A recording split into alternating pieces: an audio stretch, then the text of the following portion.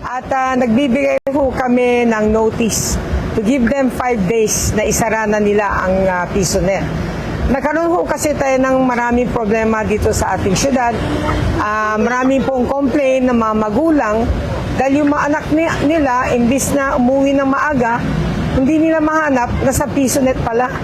And then secondly, ganun din ang DepEd, nagkaroon din po ng coordination at dun sa hearing po ng Sangguniang Panlunsod, nabanggit din po ng mga principal na problema din nila dahil hindi pumapasok mga bata at nakita nila nasa PisoNet din.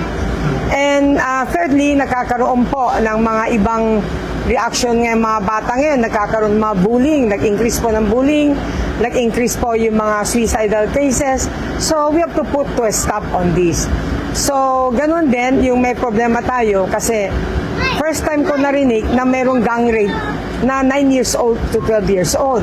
So nung nalaman namin at ginawa namin ni Attorney Valle ay nag-imbestiga kami dahil gusto namin malaman yung totoo talaga. So nakita namin may dalawang group na pong gumawa. So I think it will be too late pag marami pa tayong mga bata na maapektado. At alam natin maraming bata po naglalaro ng mga Roblox, mga Gorybox at marami pang iba. Actually last few days meron kami na-encounter na isang bata na yun, nauutusan siya based doon sa kanyang cellphone, nautusan po siya ng gumawa ng mga hindi maganda.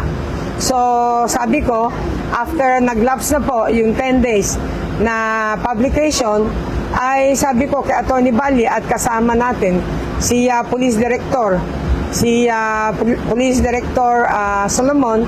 So ini-implement na natin ngayon kasama ang different department heads. Kasama din po namin. So sa ngayon ay may 3 na kami na binigyan po ng advice, notice, na ihinto na nila yan. Dahil we are very serious sa Dagupan City, hindi ho kami papayag ng ating mga bata po ay maapektado dahil sa PisoNet.